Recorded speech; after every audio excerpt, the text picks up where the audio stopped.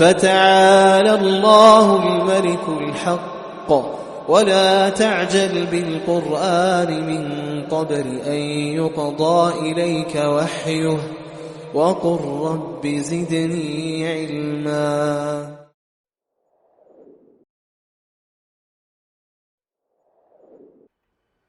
അസ്സലാമു അലൈക്കും വറഹ്മത്തുള്ളാഹി. അൽഹംദുലില്ലാഹി വഹദഹ വസ്സലാത്തു വസ്സലാമു അലാ മൻ ലാ നബിയ്യ ബഅദഹ വഅലാ ആലിഹി വസഹ്ബിൽ ഫൈസിന ബിറിളാ അമ്മാ ബഅദ്. പ്രിയ പഠിതാക്കളെ, അഖീദ ക്ലാസിൻ്റെ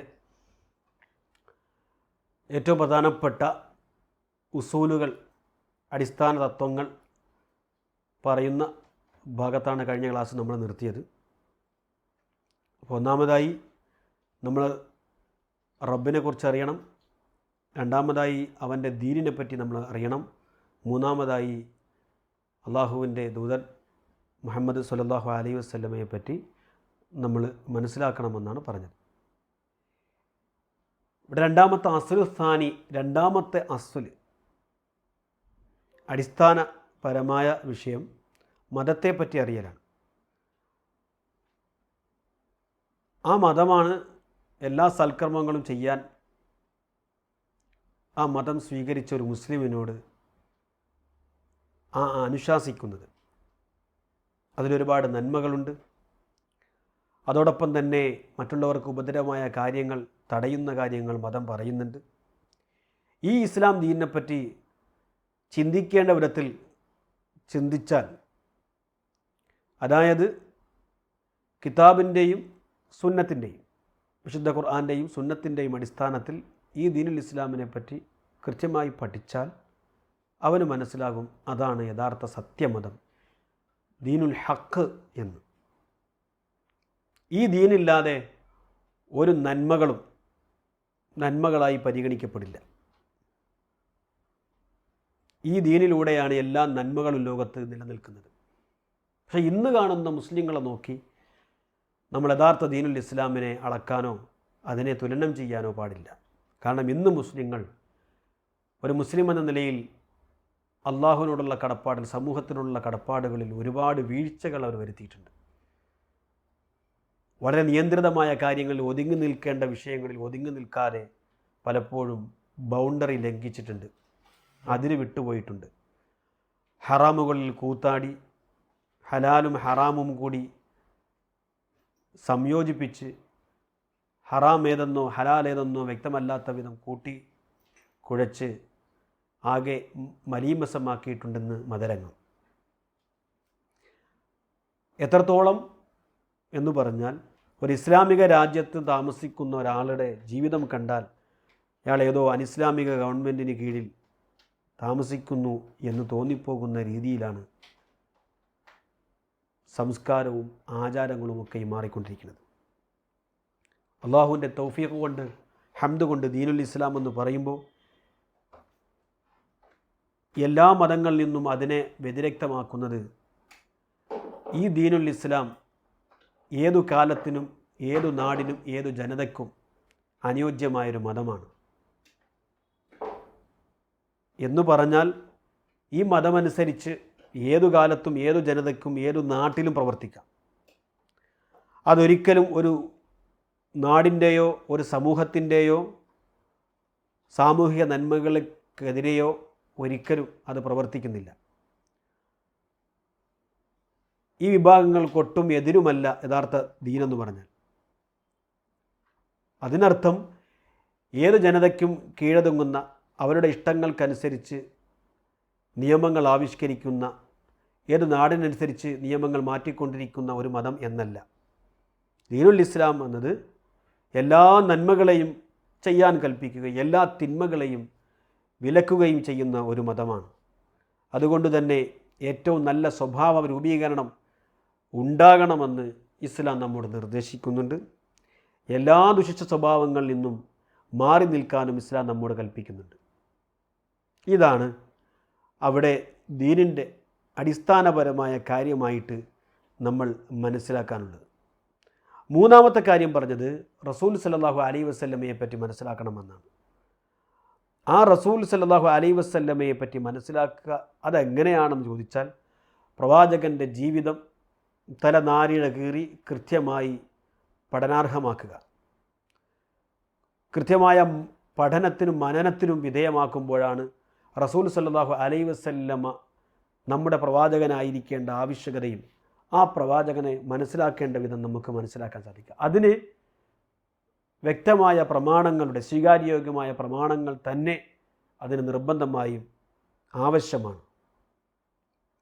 അതിലൂടെ റസൂൽ എങ്ങനെ ഇബാദത്ത് നടത്തിയിരുന്നു, ആ റസൂലിൻ്റെ സ്വഭാവ സവിശേഷതകൾ എന്തൊക്കെയാണ്, അള്ളാഹുവിൻ്റെ മാർഗത്തിൽ റസൂൽ സല്ലല്ലാഹു അലൈഹി വസല്ലം എങ്ങനെ ദഅവത്ത് നടത്തിയത് എന്ന്, അവൻ്റെ മാർഗത്തിൽ പ്രവാചകൻ എന്തൊക്കെ ത്യാഗങ്ങൾ സഹിച്ചു എന്നൊക്കെ പഠിക്കണമെങ്കിൽ അള്ളാഹുവിൻ്റെ റസൂലിൻ്റെ ജീവചരിത്രം നമ്മൾ പഠിക്കണം.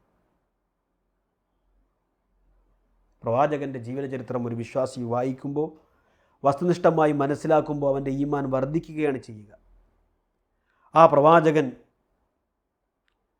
ആളുകളുമായി സന്ധിയിലേർപ്പെട്ടത് എപ്പോഴാണ് നബി വളരെ കർക്കശമായി ആളുകളോട് പെരുമാറിയത്, ഗോത്രങ്ങളോട്, സമൂഹത്തോട്, വ്യക്തികളോട് എങ്ങനെ റസൂൽ വളരെ പരുഷമായി പെരുമാറി, എപ്പോഴൊക്കെയാണ് റസൂൽ സല്ലല്ലാഹു അലൈഹി വസല്ലമ വളരെ സ്നേഹത്തോടെയും കാരുണ്യത്തോടെയും പെരുമാറിയതെന്നൊക്കെയും നമുക്ക് മനസ്സിലാക്കണമെങ്കിൽ ആ റസൂൽ സല്ലല്ലാഹു അലൈഹി വസല്ലമയുടെ ജീവിതചരിത്രം വ്യക്തവും സ്പഷ്ടവുമായിട്ട് പഠിക്കാനുള്ള ശ്രമം നമ്മൾ നടത്തണം.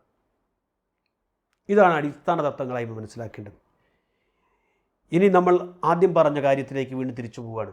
റബ്ബിനെക്കുറിച്ച് അറിയുക എന്ന് പറയുമ്പോൾ ഇബ്നു അബ്ദുൽ വഹാബ് റഹിമഹുല്ല അദ്ദേഹം പറയാണ്, ഫിദാ ഖീല ലക മൻ റബ്ബുക്, നിന്നോട് ചോദിക്കപ്പെടുകയാണ് ആരാണ് നിൻ്റെ രക്ഷിതാവ് എന്ന് ചോദിച്ചാൽ നീ പറയണം റബ്ബി അല്ലാ, എൻ്റെ രക്ഷിതാവ് അല്ലാഹുവാണ്, അല്ലദീ റബ്ബാനി, എന്നെ സംരക്ഷിക്കുകയും എന്നെ വളർത്തുകയും, വറബ്ബ ജമീ അൽ ആലമീന ബിനിഅമിഹി, ലോകത്തുള്ള സർവരെയും ബിനിഅമിഹി, അവൻ്റെ അനുഗ്രഹങ്ങൾ കൊണ്ട് സംരക്ഷിച്ചവൻ, പ്രൊട്ടക്റ്റ് ചെയ്തവൻ, സംരക്ഷിച്ചവൻ എന്നാണ്.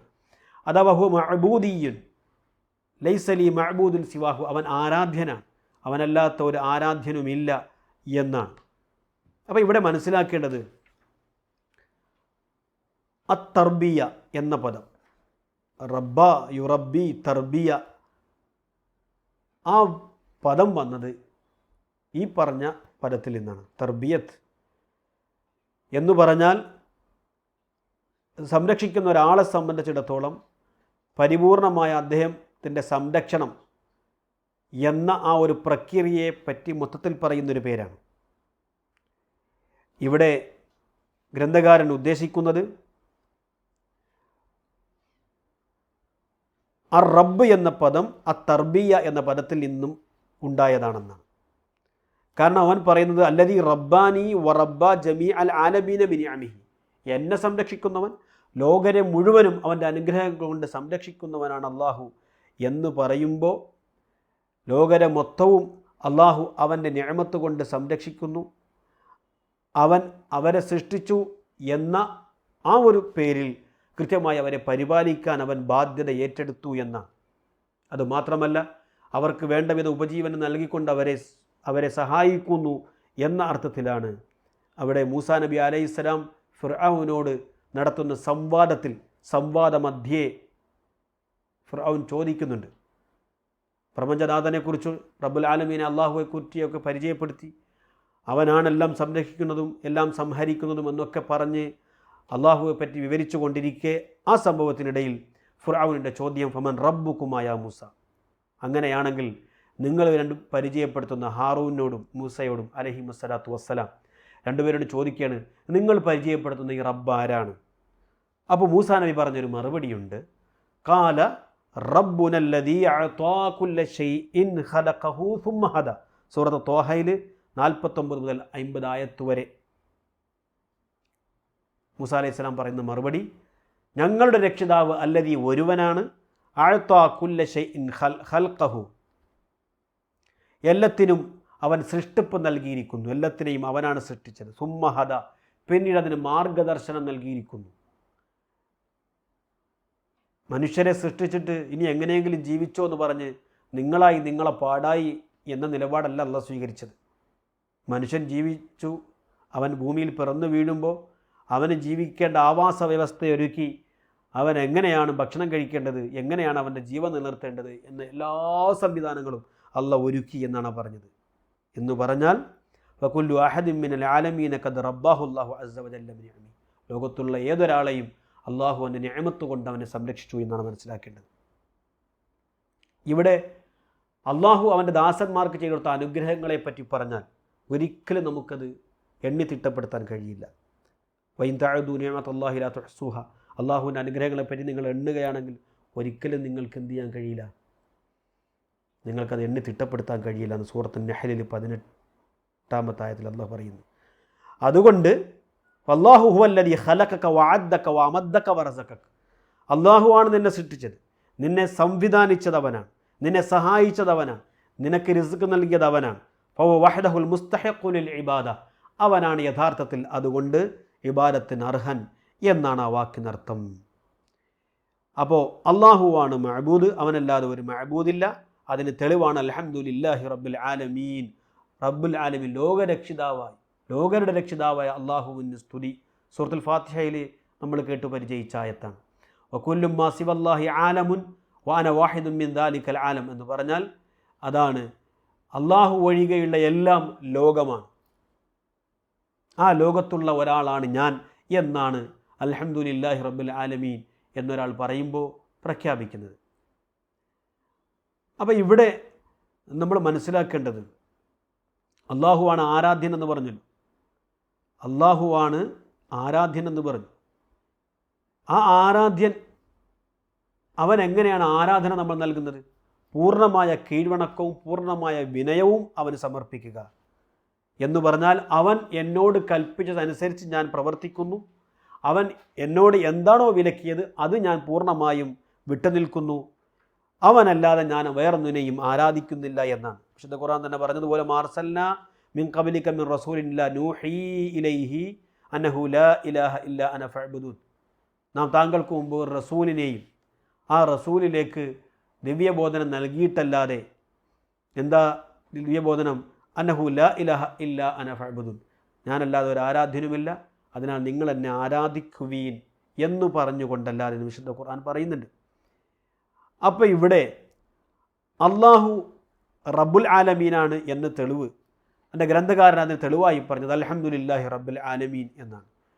എല്ലാ സൃഷ്ടികളെയും സൃഷ്ടിച്ച് പരിപാലിക്കുന്നവൻ, സംരക്ഷിക്കുന്നവൻ എന്ന് പറഞ്ഞാൽ പൂർണ്ണാർത്ഥത്തിൽ ആ നിലക്ക് സ്തുതിക്ക് അർഹൻ അള്ളാഹു മാത്രമാണ്. അവനാണ് ലോകരുടെ മുഴുവൻ സൃഷ്ടാവാണ് എന്ന അർത്ഥത്തിൽ അള്ളാഹുവാണ്. ഇവിടെ റബ്ബുൽ ആലമീൻ എന്ന് പറയുമ്പോൾ ഐ മുറബ്ബിഹിം ബിന്നിഅമി വഖാലിഖിഹിം വമാലിഖിഹിം, അള്ളാഹുവാണ് അവരുടെ സൃഷ്ടാവ്, അള്ളാഹുവാണ് അവരുടെ ഉടമസ്ഥൻ, അധികാരി, അവനാണ് അവനെ നിയന്ത്രിക്കുന്നവൻ, അവൻ ഉദ്ദേശിക്കുന്ന വിധം അവരെ നിയന്ത്രിക്കുന്നവൻ അള്ളാഹുവാണ് എന്നർത്ഥം. ഇവിടെ പറഞ്ഞു ആലം എന്ന് പറഞ്ഞു, ആലിമല്ല ആലം. ലാമിന് കസർ വരുമ്പോൾ ആലിമെന്നും ലാമിന് ഫത്ഹ വരുമ്പോൾ ലോകം എന്നാണ് അർത്ഥം പറയുക. എന്താണ് ഈ ആലം? കുല്ലു മൻ സിവല്ല, അല്ലാഹ് അല്ലാത്ത എല്ലാ സൃഷ്ടികളും, ജീവനുള്ളതാകട്ടെ ജീവനില്ലാത്തതാകട്ടെ എല്ലാം ആലമാണ്. അതുകൊണ്ട് തന്നെ അള്ളാഹു കൃത്യമായി അവരുടെ സൃഷ്ടാവും അവരുടെ ഉടമസ്ഥനും അവരുടെ നിയന്താവുമാണ് അള്ളാഹു.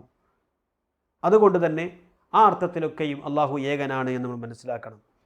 മാത്രമല്ല വ അനൽ മുജീബു ബിഹാദിഹി, ഞാനാണ് അതിന് മുജീബായിട്ടുള്ളവൻ എന്ന് പറഞ്ഞാൽ ഇദാ കാന റബ്ബി വജബ അല നഅബുദഹു വഹ്ദഹു, അപ്പോൾ അള്ളാഹുവാണ് ഉത്തരം നൽകുന്നവൻ എന്ന അർത്ഥത്തിൽ എൻ്റെ മേൽ നിർബന്ധ ബാധ്യതയാണ് അള്ളാഹുവിനെ മാത്രം ആരാധിക്കുക എന്ന് പറഞ്ഞാൽ. അപ്പോൾ ചോദ്യം ഫൈദാ ഖീല ലക, അപ്പോൾ അള്ളാഹുവെ പറ്റി പറഞ്ഞല്ലോ, അവനെ മനസ്സിലാക്കണമെന്ന് പറഞ്ഞല്ലോ. എങ്ങനെയാണ് ബിമ അറഫ്ത റബ്ബക്, നീ നിൻ്റെ റബ്ബിനെ മനസ്സിലാക്കിയത് എന്താണ് എന്ന് ചോദിച്ചാൽ ഫഖുൽ, നീ പറയണം ബി ആയാത്തിഹി മഖ്ലൂഖാത്തിഹി, അള്ളാഹുവിൻ്റെ ആയാത്തുകളിലൂടെ, ദൃഷ്ടാന്തങ്ങളിലൂടെ, അവൻ്റെ സൃഷ്ടി സംവിധാനങ്ങളിലൂടെ, സൃഷ്ടികളിലൂടെ. മിൻ ആയാത്തിഹി, അവൻ്റെ ദൃഷ്ടാന്തങ്ങളിൽ പെട്ടതാണ് അല്ലൈലു വൻ നഹാറു വശംസു വൽ ഖമർ, രാവും പകലും സൂര്യനും ചന്ദ്രനും. മിൻ മഖ്ലൂഖാത്തിഹി, അവൻ്റെ സൃഷ്ടികളിൽ പെട്ടതാണ് അസ്സമാവാതു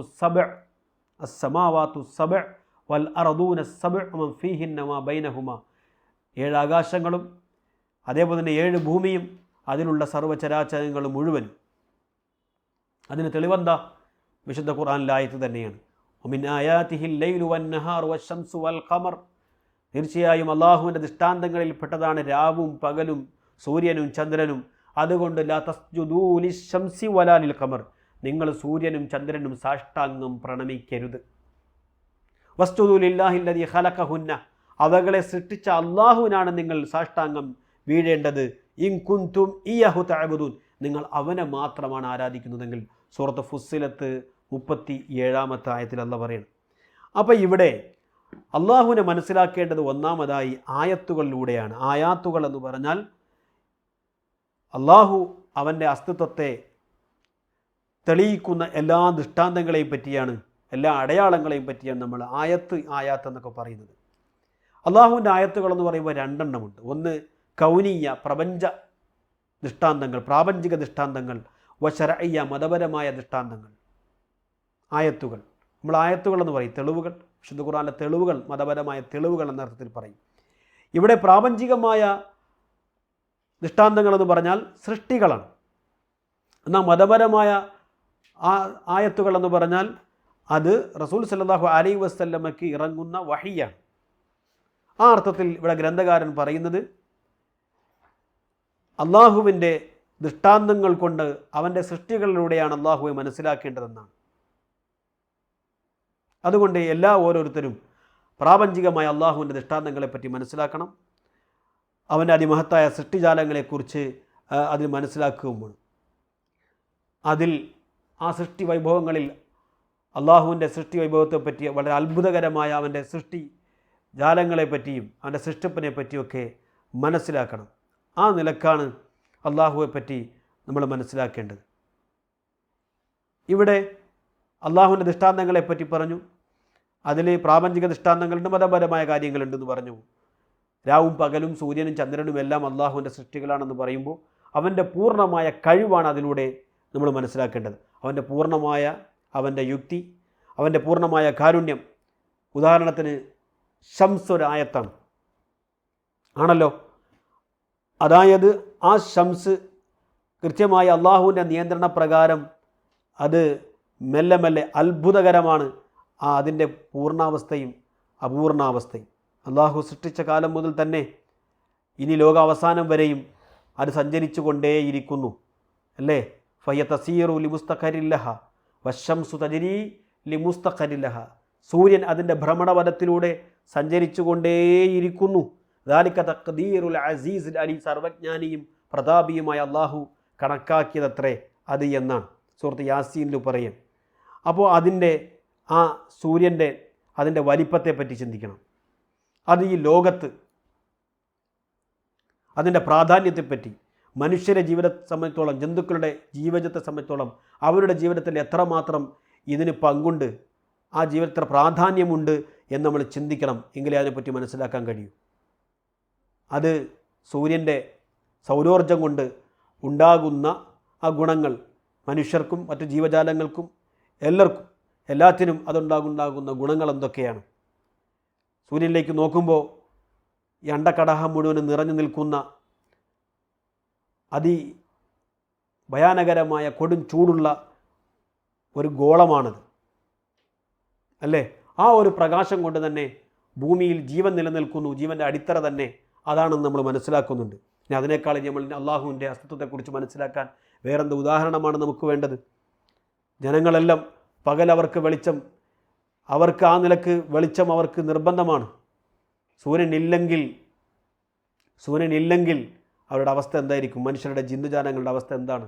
അതാണ് നമ്മൾ മനസ്സിലാക്കേണ്ടത്. അതുപോലെയാണ് ചന്ദ്രനെ പറ്റി പറഞ്ഞിടത്ത് അള്ളാഹുവിൻ്റെ ദൃഷ്ടാന്തങ്ങളിൽ പെട്ടതാണെന്ന് പറഞ്ഞു. എല്ലാ രാത്രിയിലും ചന്ദ്രൻ അല്ലേ, അവിടെ വൽഖമറ ഖദ്ദർനാഹു മനാസില ഹത്താ ആദകൽ ഉർജുൽ ഖദീം, ചന്ദ്രനെ നാം വ്യവസ്ഥപ്പെടുത്തിയിരിക്കുന്നു. മനാസിൽ, അതിന് ചില വൃദ്ധിക്ഷയങ്ങളുണ്ട്. ഹത്താ ആദകൽ ഉർജുൽ ഖദീം, അവസാനം അതിൻ്റെ രൂപമാറ്റം സംഭവിച്ച് ഉണങ്ങിയ ഈത്തപ്പന തണ്ട് പോലെ വളഞ്ഞു വരുന്നു എന്ന് വിശുദ്ധ ഖുർആൻ പറയുമ്പോൾ നമ്മൾ മനസ്സിലാക്കേണ്ടത് അതിൻ്റെ സ്റ്റാർട്ടിങ് നോക്ക് അല്ലേ. ബാലചന്ദ്രൻ എന്ന് പറയുന്ന അതിൻ്റെ ഹാഫ് മൂണിന് മുമ്പുള്ള ഒരു നേർത്ത വര പോലെ, പിന്നെ കുറഞ്ഞ തേങ്ങാപ്പൂള് പോലെ ആ നിലക്ക് പിന്നീട് സ്റ്റെപ്പായിട്ട് അത് വലുതായിക്കൊണ്ടേയിരിക്കുന്നു. പിന്നീട് അത് അപൂർണത വിട്ട് അതിൻ്റെ പൂർണ്ണ അവസ്ഥയിലേക്ക് ഫുൾ മൂണായി മാറുന്നു. ഒന്ന് ആലോചിച്ച് നോക്ക്. ഇത് തന്നെ മനുഷ്യൻ്റെ സൃഷ്ടിപ്പിനോട് ബന്ധപ്പെടുത്തേൺ. അവൻ്റെ ശൈശവം മുതൽ, അവൻ്റെ ബാല്യം മുതൽ ശൈശവത്തിൽ നിന്ന് യുവത്വത്തിലേക്ക്, അവിടെ നിന്ന് സ്റ്റെപ്പ് കഴിഞ്ഞ് അവൻ്റെ പിന്നെ വാർദ്ധക്യത്തിലേക്ക് വരുന്ന അതൊക്കെയും നമ്മൾ കൃത്യമായി മനസ്സിലാക്കി കഴിഞ്ഞാൽ എന്ന് പറഞ്ഞാൽ ദുർബലതയിൽ നിന്നും വീണ്ടും ശക്തിയിലേക്ക് മനുഷ്യൻ്റെ രൂപമാറ്റങ്ങൾ, അതുപോലെ തന്നെ പ്രാപഞ്ചിക രഹസ്യത്തിലെ ഏറ്റവും പ്രധാനമായ ചന്ദ്രൻ്റെ വൃദ്ധിക്ഷയങ്ങളെ പറ്റിയൊക്കെ നമ്മൾ ചിന്തിച്ചാൽ ഫതബാറക്കല്ലാഹു അഹ്സനുൽ ഖാലിഖീൻ, അള്ളാഹുവാണ് സൃഷ്ടാക്കളിൽ ഏറ്റവും ഉത്തമനെന്ന് നമുക്ക് മനസ്സിലാക്കാൻ കഴിയും.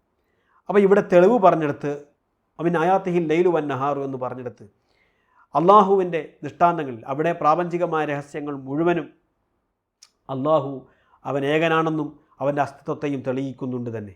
അതുകൊണ്ട് തന്നെ അള്ളാഹു അതിൽ നിശ്ചയിച്ച നന്മകളെല്ലാം മനുഷ്യരെ സംബന്ധിച്ചോളം അവൻ്റെ അവസ്ഥാ വ്യതിയാനങ്ങളെപ്പറ്റിയും കൃത്യമായി അറിയുന്നവനാണ് അള്ളാഹു. അതുപോലെ തന്നെയാണ് സൂര്യനും ചന്ദ്രനും അതിൻ്റെ സഞ്ചാരത്തിനും അതിൻ്റെ മാറ്റങ്ങൾക്കുമൊക്കെയും കൃത്യമായ ഒരു നിയന്ത്രണമുണ്ട്, നിയന്ത്രണ രേഖയുണ്ട് എന്നാണ്. അതുകൊണ്ട് തന്നെ അള്ളാഹുവിനെ പറ്റി മനസ്സിലാക്കണമെങ്കിൽ ദൃഷ്ടാന്തങ്ങളെ, പ്രകൃതി പ്രതിഭാസങ്ങളെ പറ്റി മനസ്സിലാക്കണമെന്ന് പറഞ്ഞു. അതിൻ്റെ അർത്ഥം സൂര്യനെ നമസ്കരിക്കണമെന്നല്ല. സൂര്യൻ നമുക്ക് ചൂട് തരുന്നുണ്ട്, ഒരുപാട് ഉപകാരങ്ങൾ നൽകുന്നുണ്ട്, അപ്പോൾ ഉപകാരമുള്ളതിനെയൊക്കെ ആരാധിക്കണം എന്നല്ല പറഞ്ഞു. അവയൊക്കെ സൃഷ്ടിച്ച അള്ളാഹുവിനെ ആരാധിക്കണം എന്ന് പറയുന്നത്. അവക്കൊരു സൃഷ്ടാവുണ്ടെങ്കിൽ സൃഷ്ടാവിനെ ആരാധിക്കാനാണ് മനുഷ്യബുദ്ധി തന്നെ തേടുന്നത്, അല്ലാതെ സൂര്യനെ ചന്ദ്രനെയുമല്ല. അതുകൊണ്ടാണ് അവിടെ പറഞ്ഞത് വസ്ജുദൂ ലില്ലാഹി അല്ലദീ ഖലഖഹുന്ന ഇൻ കുന്തും ഇയ്യാഹു തഅബുദൂൻ. അവകളെ സൃഷ്ടിച്ച നാഥനെ നിങ്ങൾ ആരാധിക്കണം. വലാ തസ്ജുദൂ ലിശംസി വൽ ഖമർ, നിങ്ങൾ സൂര്യനെയും ചന്ദ്രനെയും ആരാധിക്കരുത്, അവയെ വണങ്ങരുത് എന്ന് പറയാനുള്ള കാരണം. അപ്പോൾ ഇവിടെ അള്ളാഹു പറയുന്ന ഗൗരവമുള്ള ഒരു വാക്കുണ്ട്. നിങ്ങളുടെ റബ്ബ് അള്ളാഹുവാണ്, നിങ്ങളുടെ റബ്ബ് അള്ളാഹുവാണ്. ആ റബ്ബിനെ നമ്മൾ ആരാധിക്കണമെന്ന ഇന്ന റബ്ബക്കുമുല്ലാഹു ലദീ ഖലഖസ് സമാവാതി വൽ അർള ഫി സിത്തത്തി അയ്യാം, 6 ദിനങ്ങളിലായി ആകാശഭൂമികളെ സൃഷ്ടിച്ചവൻ അവനാകുന്നു നിങ്ങളുടെ രക്ഷിതാവ്. സുമ്മസ്തവാ അലൽ അർശി, പിന്നീട് അർഷിൽ ആസനസ്ഥനാവുകയും ചെയ്തവൻ. യുഗ്ശിൽ ലൈലൻ നഹാറ യത്ലുബുഹു ഹസീസൻ, ഉണ്ടോ അവിടെ രാവ് കൊണ്ട് പകലിനെ മൂടുന്നു. എന്നിട്ട് പറഞ്ഞു വശംസ വൽ ഖമറ വൻ നുജൂമ മുസഖറാത്തിൻ ബിഅംരിഹി, ഈ ശംസും ഖമറും സൂര്യനും ചന്ദ്രനും നക്ഷത്രങ്ങളുമെല്ലാം അവൻ്റെ കൽപ്പനയ്ക്ക് വിധേയമാണ് എന്ന് പറയുന്നുണ്ട്. അല്ല, മനസ്സിലാക്കണം, ലഹുൽ ഖൽഖു, സൃഷ്ടിപ്പ് അവന് മാത്രമാണ്, സൃഷ്ടിക്കാൻ അവന് മാത്രമേ സാധിക്കൂ. വൽ അംറു, കൽപ്പനയും എല്ലാം അവന് മാത്രമാണ്. തബാറക്കല്ലാഹു റബ്ബുൽ ആലമീൻ, ലോകരുടെ രക്ഷിതാവായ അള്ളാഹു അനുഗ്രഹപൂർണ്ണനായിരിക്കുന്നു. അപ്പോൾ ഇവിടെ നമ്മൾ മനസ്സിലാക്കേണ്ടത് അള്ളാഹു നിങ്ങളുടെ രക്ഷിതാവെന്ന് പറയുമ്പോൾ അതിന് തെളിവ് പറയുകയാണ്. ആകാശഭൂമികളെ സൃഷ്ടിച്ചതുകൊണ്ട് നിങ്ങളുടെ രക്ഷിതാവായിരിക്കാൻ, നിങ്ങളുടെ ദൈവമായിരിക്കാൻ അവന് യോഗ്യതയുണ്ട്. ആ നിലക്ക് അവൻ സൃഷ്ടാവാണ്. ആ സൃഷ്ടിപ്പ് നടത്താൻ അള്ളാഹു അല്ലാത്ത ഒരാൾക്കും സാധിക്കില്ല എന്നാണ് മനസ്സിലാക്കേണ്ടത്. ഒന്നാമതായി മനസ്സിലാക്കേണ്ടത് അള്ളാഹുവാണ് ഈ സൃഷ്ടികളെ മുഴുവനും സൃഷ്ടിച്ചത്. അത് 6 ദിവസങ്ങളിലായി. അവ ചോദിക്കും, ഒറ്റ ദിവസം കൊണ്ട് അള്ളാഹുവിനെ സൃഷ്ടിച്ചുടൻ? അത് അവൻ്റെ ഇഷ്ടമാണ്, അവൻ്റെ ഉദ്ദേശമാണ്. അവൻ വിചാരിച്ചാൽ ഒരു സെക്കൻഡ് കൊണ്ട്, അല്ല ആ സെക്കൻഡിനെയും താഴെയുള്ള സമയം കൊണ്ട് അവന് സൃഷ്ടിക്കാൻ കഴിയും. പക്ഷേ അവൻ പല കാരണങ്ങളെയും കാര്യകാരണങ്ങളെ ബന്ധപ്പെടുത്തിയാണ് അവൻ ചെയ്യുക. അതാണ് അവൻ്റെ പ്രപഞ്ച സൃഷ്ടിപ്പിലെ ഏറ്റവും വലിയ രഹസ്യം. അതാണ്. രണ്ടാമത്തെ കാര്യം, അള്ളാഹു അർഷിൽ അവൻ ആസനസ്ഥനായിരിക്കുന്നു എന്ന് പറയുമ്പോൾ അവന് യോജിച്ച രീതിയിൽ, അവൻ്റെ മഹത്വത്തിനും അവൻ്റെ ഉന്നതിക്കും അവൻ്റെ പദവിക്കും യോജിച്ച രീതിയിൽ എന്നാണ് മനസ്സിലാക്കേണ്ടത്. അത് അർഷെന്ന് പറയുമ്പോൾ സിംഹാസനമെന്ന് നമുക്ക് മലയാളത്തിൽ നമുക്ക് പറയാമെന്നല്ലാതെ നമ്മുടെ മനസ്സിൽ കടന്നു വരുന്ന ആ ഇരിപ്പിടമല്ല യഥാർത്ഥത്തിൽ അർഷ്. നമ്മൾ മനസ്സിലാക്കിയതിനുമൊക്കെ അപ്പുറത്താണ്. അത് അള്ളാഹുവിൻ്റെ മഹത്വത്തിനും അവന് യോജിച്ച രീതിയിലും അവൻ ഇരിക്കുന്നു എന്നേ നമ്മൾ മനസ്സിലാക്കേണ്ടതുള്ളൂ. മൂന്നാമത്തെ കാര്യം, രാവിനെ പകലിനെ കൊണ്ട് പൊതിയുന്നു, പകലിനെ രാത്രിയെ കൊണ്ട് പൊതിയുന്നു എന്നാണ്. അപ്പോൾ ഇവിടെ രാവിനുമേൽ പകലിനുമേൽ രാത്രിയാകുന്നൊരു മൂടി അല്ല ഇടുന്നു എന്നാണ്. വസ്ത്രം കൊണ്ട് മൂടുന്നത് പോലെ എന്നാണ്. ആ നിലക്ക് മൂടുകയാണ് അള്ളാഹു. നാലാമത്തെ കാര്യം, സൂര്യനെയും ചന്ദ്രനെയും എല്ലാം അള്ളാഹു അവൻ്റെ നിയന്ത്രണ വിധേയമാക്കിയിരിക്കണം. അതെങ്ങോട്ട് ചലിക്കണം, എപ്പോൾ അസ്തമിക്കണം, എപ്പോൾ ഉദിക്കണമെന്ന് നമുക്ക് കൃത്യമായി അത് നിർദ്ദേശങ്ങൾ നൽകുന്നത് അവനാണ് എന്നാണ്. ഇതൊക്കെ ഈ മനുഷ്യരുടെ നന്മയ്ക്ക് വേണ്ടിയാണ്. അഞ്ചാമത്തെ കാര്യം, അവൻ്റെ അധികാരം പരമാധികാരമാണ്.